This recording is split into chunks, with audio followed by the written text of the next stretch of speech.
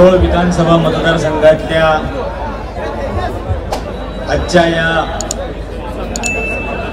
जयसिंगपूर मधल्या प्रचार सभेच्या निमित्ताने मंचावरती उपस्थित असलेले शिरोळ विधानसभेचे भावी आमदार आदरणीय गणपतरावजी, मंचावरती उपस्थित असलेले काँग्रेस, राष्ट्रवादी काँग्रेस, शिवसेना या मित्र पक्षांचे, या महाविकास आघाडीचे सर्व मान्यवर नेते आणि इथं उपस्थित असलेल्या माझ्या सर्व बायोलॉजिकल बंधू आणि भगिनींनो, आपल्यावरती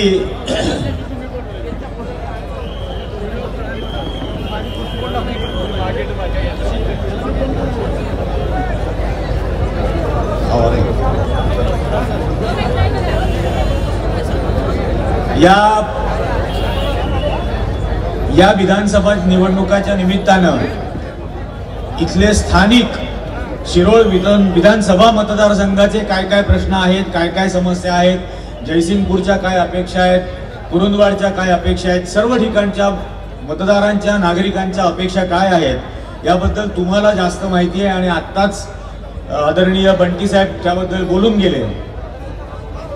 पण माझ्यासाठी या निवडणुकीमध्ये आणि यानंतरच्या सर्व निवडणुकांमध्ये या महायुतीच्या सर्व पुरस्कृत आणि छुप्या उमेदवारांचा पराभव करण्यासाठी, कारण खिशात कमळ आणि तोंडात शिट्ट्या घेऊन खूप फिरतात, पण यांचा पराभव करण्यासाठी माझ्यासाठी एक अत्यंत महत्वाचं, किंबहुना सर्वात महत्वाचं कारण आहे. आणि ते महत्वाचं कारण म्हणजे 2.5 महिन्यापूर्वी मालवणला आपल्या सर्वांच्या राजांचा पुतळा, छत्रपती शिवाजी महाराजांचा पुतळा पडला आणि त्याचे भग्नावेश ज्यावेळेला झाले, त्या भग्न तुकड्यांचे फोटोग्राफ ज्यावेळेला आपल्या समोर आले, त्यावेळेला लक्षात आलं की हा पुतळा पोकळ बनवलेला होता. म्हणजे नुसता ब्रांजचे पत्रे ठोकलेले आतमधून अँगल, आणि अशा पद्धतीने आपल्या या दैवताची विटंबना करण्याची हिंमत आजपर्यंत कोणाचीच झालेली नव्हती. आणि ती विटंबना या महाराष्ट्रामध्ये घडली. आणि नुसती ही विटंबना घडली नाही तर हा प्रकार घडल्यानंतर या महाराष्ट्राचा तो तीनपाट मुख्यमंत्री बोलायला लागला की 45 किलोमीटरच्या वेगाने वारं वाहत होतं म्हणून पुतळा पडला. तर त्या मूर्खाला कोणीतरी सांगायला पाहिजे की 100 किलोमीटरच्या वेगाने वारं वाहतं तेव्हा कोकणातला झाडावरचा नारळ खाली पडत नाही. माझ्या राजाचा पुतळा पडला तिथं आणि निर्लज्जासारखं समर्थन करतो त्याचं. हे नुसतं होत नाही. हा पुतळा उभारणारा जो शिल्पकार होता त्याच्या जन्मात त्या जयदीप आपटेंनी 1 फुटी मूर्ती पण बनवलेली नव्हती. त्याला 35 फूट पुतळा बांधायचं काम दिलं. आणि बनवल्यानंतर हा जो महाराष्ट्राचा गृहमंत्री आहे आज, देवेंद्र फडणवीस यांनी त्याच्यावरती गुन्हा नोंदवला, सदोष मनुष्यवधाचा. सदोष मनुष्यवध. 2 दिवस हा जयदीप आपटे फरार होता. 2 दिवसानंतर हा ज्यावेळेला कोर्टामध्ये हजर झाला त्या दिवशी कोर्टाला त्याच्या वकिलाने विचारलं की कुठला मनुष्य मेलाय. कोर्टाने सांगितलं की कोणीच मनुष्य मेला नाही, मग याला जामीन द्या म्हणे. 19व्या मिनिटाला जयदीप आपटे, ज्याने तुमच्या आणि माझ्या राजांची विटंबना केली, तो 19व्या मिनिटाला जामीन घेऊन बाहेर होता. आणि तो पुतळा लावण्यासाठीचा जो चबुतरा बांधला आपल्या कोल्हापूरच्या अनिल पाटीलनी बांधला, त्याला टेंडर वर्क ऑर्डर पण दिलेली नव्हती. नुसती रोख रक्कम दिली आणि 7 फुटी चबुतरा बांध म्हणून सांगितलं. तो अनिल पाटील आजही तुरुंगात आहे. आणि विटंबना करणारा जयदीप आपटे बाहेर, कारण तो बाहेर यावा असाच गुन्हा, असंच कलम त्याला लावलं. याच्या नंतरच्या अनेक घटना आपण महाराष्ट्रात बघितल्या.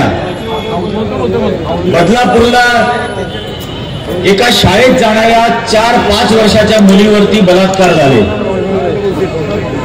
आणि नुसते बलात्कार नाही झाले, त्या शाळेमध्ये विद्यार्थ्यांचं लैंगिक शोषण करून तसे व्हिडिओ बनवले जायचे.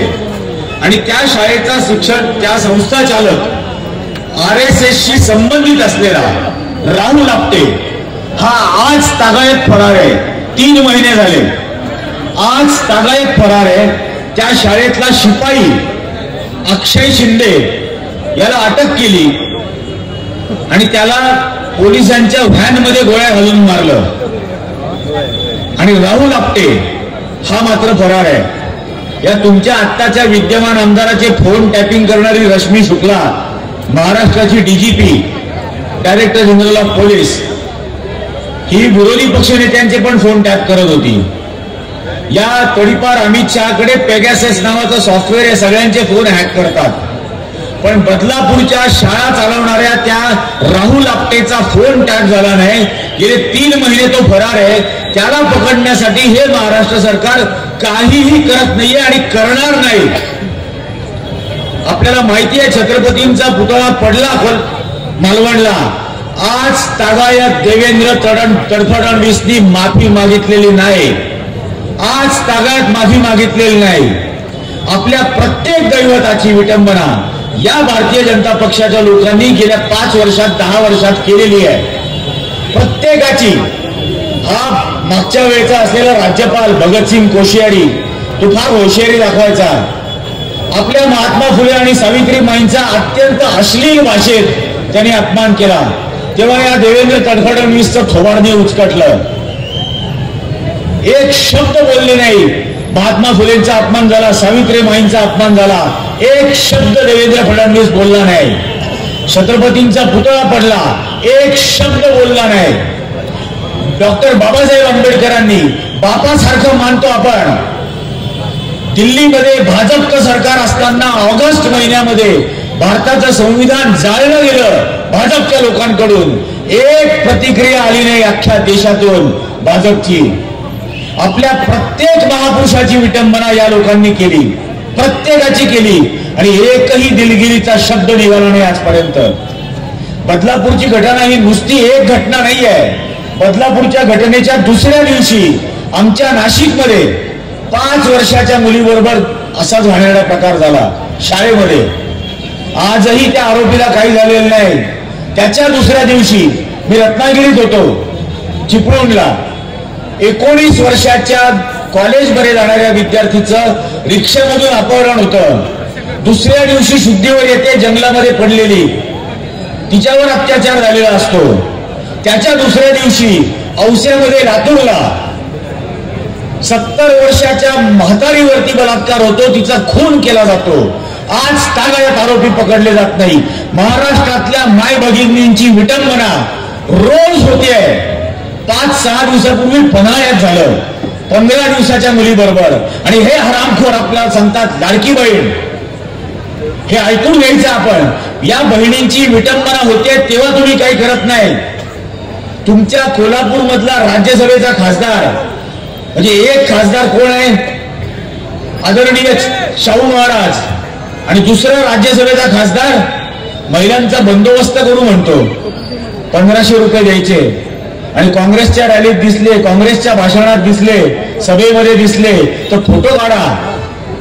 त्या दिवशी असा संताप आला होता मनात की 1000 महिलांनी त्याच्या घरासमोर जायचं होतं. काढ माझे फोटो, आले तुझ्या दारामध्ये, बोल काय करशील.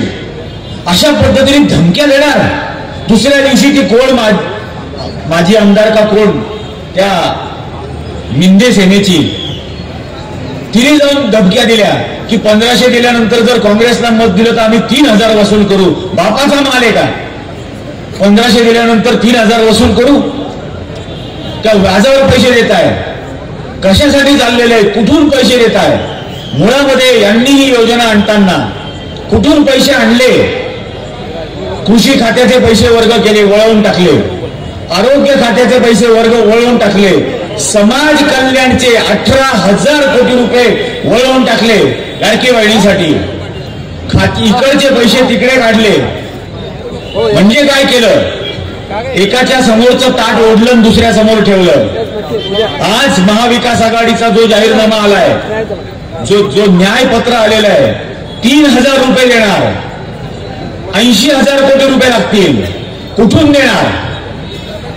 या देवेंद्र फडणवीस, एकनाथ शिंदे आणि तो पिंकू पवार ते पिंक कलरचे जॅकेट घालून फिरतात. म्हणजे मुळामध्ये अजित पवार आणि एकनाथ शिंदे हे देवेंद्र फडणवीसचे दोन अग्निवीर आहेत. या दोघांना मिळून 4 वर्ष झाली, 4 वर्ष पूर्ण. आणि आता ग्रॅच्युइटी नाही, पेन्शन नाही, कॅन्टीन नाही, मेडिकल नाही, काहीच नाही. कारण या निवडणुकीमध्ये घरी जातील. 100% बारामतीमध्ये हरेल की नाही बघा अजितदादा, 100%. हे महाराष्ट्राचे संस्कार नाही. घरातल्या घरात महाराष्ट्र ज्यांना म्हणजे वडिलांसारखं मानतो त्यांच्याशी गद्दारी, त्यांचं वय काढतो, हे होणार महाराष्ट्रामध्ये. या आज MSRDC नावाचं जे डिपार्टमेंट आहे, मी त्याचं नाव वेगळं ठेवलंय, Mopalwar Shinde road development corporation. तो मोपलवार नावाचा डायरेक्टर आहे समृद्धीचा. त्याच्या नावाने लोकसभा निवडणुकांच्या आधी 6 रस्ते मंजूर केले महाराष्ट्रात. 6 रस्ते 90,000 कोटी रुपयाचे. या 6 रस्त्यांचं एस्टिमेट काय निघतं? 1 किलोमीटर रस्ता बांधायला महाराष्ट्र सरकार खर्च करणार 273 कोटी रुपये. 273 कोटी 1 किलोमीटरला. विचार करा, भारताचं चांद्रयान चंद्रावर गेलं, 615 कोटी रुपये लागले. चंद्रावर जायला 615 कोटी, 1 किलोमीटर जायचं तर 273 कोटी. हे 90,000 कोटी रुपयामध्ये हे रस्ते बांधणार. कॅग जी भारत सरकारची संस्था आहे, controller and auditor general of India, त्यांनी ऑडिट करून सांगितलं की 4 कोटी रुपयामध्ये 1 किलोमीटर रस्ता बांधता येतो. 4 कोटी रुपयात 1 किलोमीटर. याचा अर्थ काय होतो की हा रस्ता, हे जे 90,000 कोटी रुपयाचे रस्ते आहेत, हे 1800 कोटी रुपयामध्ये बनू शकतात. महाविकास आघाडी तेच रस्ते 1800 कोटी रुपयात बनवेल, 82,000 कोटी रुपये वाचवेल. आणि त्यातून आमच्या गृहलक्ष्मींना, लाडक्या बहिणींना, आया बहिणींना ते त्यांच्या हक्काचे 3,000 रुपये देऊ. कुठल्याच खात्याचा रुपया सुद्धा वळवणार नाही. कुठल्याच खात्याचा रुपया वळवला जाणार नाही. समाज कल्याणचे पैसे वळवतात. लाजा वाटायला पाहिजेत. काय महाराष्ट्रातलं वास्तव आहे, या महाराष्ट्रातल्या वास्तवाचं किंचित तरी भान आहे का? पण यांना मनुवाद आणायचा आहे, यांना याच पद्धतीने काम करायचं आहे. याच्या शेतकऱ्यांची काय अवस्था आहे आपण मराठवाड्यामध्ये बघतो. सोयाबीनवाले तर देवेंद्र फडणवीसला हैराण करून सोडलंय त्यांनी, आणि होणारच, कारण त्यांचं जगणं मरणं अवघड झालेलं आहे. साहेब, काही दिवसांपूर्वी यांचा जो प्लॅन होता स्मार्ट मीटर आणायचे महाराष्ट्रात, त्या स्मार्ट मीटरचं ज्यावेळेला अख्खे कागदपत्र घेऊन पोलखोल केली, म्हणजे अदानीने स्मार्ट मीटर देण्याचं टेंडर भरलं 3300 रुपये 1 मीटरला. महाराष्ट्र सरकारने टेंडर मंजूर केलं 13,000 रुपयाला 1 मीटरला.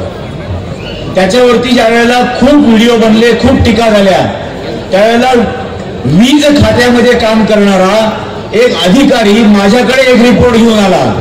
महाराष्ट्र इलेक्ट्रिसिटी रेग्युलेटरी कमिशनचा, आयोगाचा, महाराष्ट्र सरकारच्या आयोगाचा रिपोर्ट आणला. आणि त्यांनी सांगितलं की महाराष्ट्रातल्या शेतकऱ्यांकडून 2014 ते 2019च्या काळात 80,000 कोटी रुपयाचं जास्त बिल, वीज बिल हे वसूल केलेलं आहे. 80,000 कोटी रुपये. हा भ्रष्टाचार नाही तर काय आहे? कुठल्या अर्थाने हे सगळं होत आहे? आज महाराष्ट्रामध्ये मला इतकं वाईट वाटलं, आज कोल्हापूरमधून इकडे जायला येत होतो, जी होर्डिंग लागली आहेत कोल्हापुरात. मी गेली 35-36 वर्ष कोल्हापुरात येतो. भगव्या वादळाची होर्डिंग लागली. भगवं वादळ. माझ्या जन्मात मी असं होर्डिंग कधी कोल्हापुरात पाहिलं नाही. पण आपण लक्षात घ्या, यांच्या सर्व उपमा या विध्वंसक उपमा आहेत. मोदींची सुनामी, योगींचं वादळ, हे फक्त बर्बादी आणतं. वादळ असेल, सुनामी असेल, बर्बादी फक्त आणतं.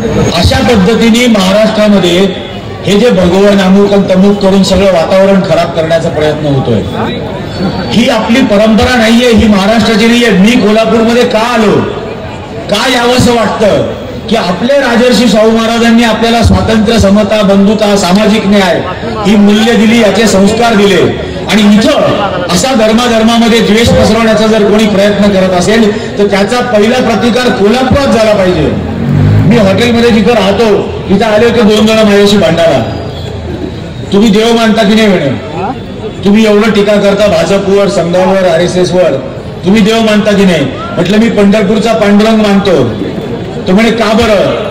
म्हटलं माझ्या संविधानाचं रूप मला त्या पांडुरंगात दिसतं. म्हणे कसं काय?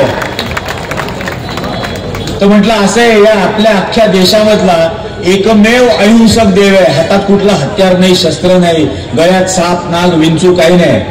कमरेवर हात ठेवलेत सामान्य माणसासारखे, सामान्य माणसासारखा, गरीबासारखा विटेवर उभा आहे आणि येणाऱ्या आव्हानाची वाट पाहतोय. तो स्त्री पुरुष समानता मानतो, तो विटेवर उभा आहे, त्याची बायको पण विटेवर उभी आहे. इतर देवांसारखी भानगड नाही की तो सिंहासनावर बसलाय आणि बायको पायाशी बसली आहे. तो स्त्री पुरुष समानता मानतो. तो या देशातला एकमेव धर्मनिरपेक्ष, जात निरपेक्ष, भाषा निरपेक्ष देव आहे. याच्याकडे कोणीही जाऊ शकतं, दर्शन घेऊ शकतं. याचं काहीही कर्मकांड नाही. हा काहीच सांगत नाही माझ्यासाठी अमुक करा तमुक करा. आणि सर्वात महत्वाचं, या देशामध्ये पॅरिटी निर्माण करणारा हा एकमेव देव आहे. तर ते येडे असतात बिंडोक. त्यांनी मला विचारलं पॅरिटी म्हणजे काय? म्हटलं अरे आमच्या गावातलं 8 वर्षाचं पोरगं पांडुरंगाचं दर्शन घेऊन आलं तर आल्यावरती 80 वर्षाचं म्हातारं सुद्धा माऊली म्हणतं, त्याचे पाय धरतं. हे 80 वर्षाच्या म्हातारा त्या पोराला विचारत पण नाही तुझी जात काय, धर्म काय, पंथ काय, शिक्षित आहे का अशिक्षित आहे, गरीब आहे का श्रीमंत आहे. तू पांडुरंगाचं दर्शन घेतलं, तूच माझ्यासाठी माऊली. 8 वर्षाचं पोरग आणि 80 वर्षाचं म्हातारं एका पातळीवर आणून ठेवतं. असा दुसरा देव नाही भारतात. आणि म्हणून मी पांडुरंग मानतो आणि म्हणून मला त्या पांडुरंगात माझं संविधान दिसतं. आज जे महाराष्ट्रात होत आहे, प्रत्येक क्षेत्रात होत आहे, कल्चर टू ऍग्रिकल्चर. तुम्ही शिक्षणाचं बघा, बाबासाहेबांनी आपल्याला काय सांगितलं? शिका, संघटित व्हा, संघर्ष करा. या बाबांनी सांगितलेल्या 3ही मंत्रांवरती भाजपने हल्ला सुरू केलाय. शिकण्यावर हल्ला सुरू केलाय, संघटित होण्यावर हल्ला सुरू केलाय, संघर्ष करण्यावरती हल्ला सुरू केलाय. संपूर्णपणाने हे संपवायला निघाले आहेत. म्हणजे गणित आणि विज्ञान, मुलांचं पास होण्याचे मार्क होते 35 मार्क मिळाल्यानंतर पास होता यायचं पोरांना. हा देवेंद्र तडफड आणि 20, त्याच्या आडनावात 20 आहे म्हणून त्यांनी मार्कात केले 35 वरून 20. आता 20 मार्क मिळणारं पोरगं पण पास. हा शिक्षणाचा दर्जा वाढवताय का खाली आणताय? प्रत्येक आई बापाने विचार करायचा आहे. आपलं पोरगं कशा पद्धतीच्या वातावरणात वाढणार आहे. यांना बिंडोकांची फौज तयार करायची आहे.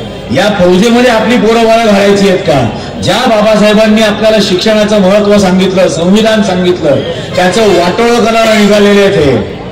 हा सगळ्यांनी आपण प्रत्येकाने विचार करण्याचा विषय आहे. महाराष्ट्राचं राजकारण ज्या गलिच्छ थराला नेलेलं आहे, खोकी काय काय काय ते गुवाहाटीला गेल्यानंतर सगळे थैथयाट करतायत, दारू पिऊन गाण्यांवर नाचतायत. आपण व्हिडिओ पाहिले, इथले पण होते वीर त्यात नाचताना. आणि आज हे सगळे प्रश्न असताना, एवढी बेरोजगारी असताना, जाती धर्मात द्वेष पसरवलेला असताना, या निवडणुकांच्या तोंडावरती आपण सगळ्यांनी हा विचार करायचा आहे की काय करायचं. मी प्रत्येक सभेमध्ये सगळ्यांना एक विनंती करतो, मी तुम्हालाही विनंती करेन की आपण कृपया 30 सेकंद उभे राहा आणि मी जे म्हणतो ते माझ्या पाठोपाठ म्हणा. माझी विनंती आहे आपल्या सर्वांना, फक्त 30 सेकंद.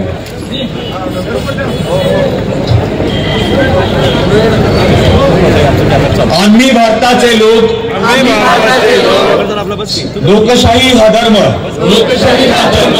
आणि संविधान हा धर्मग्रंथ मानून अशी शपथ घेतो की संविधान संपवू पाहणाऱ्या भारतीय जनता पक्षाचा, त्याच्या खुल्या आणि छुप्या मित्रांचा या आणि येणाऱ्या प्रत्येक निवडणुकीत संपूर्ण पराभव करू. जय हिंद, जय भीम, जय महाराष्ट्र.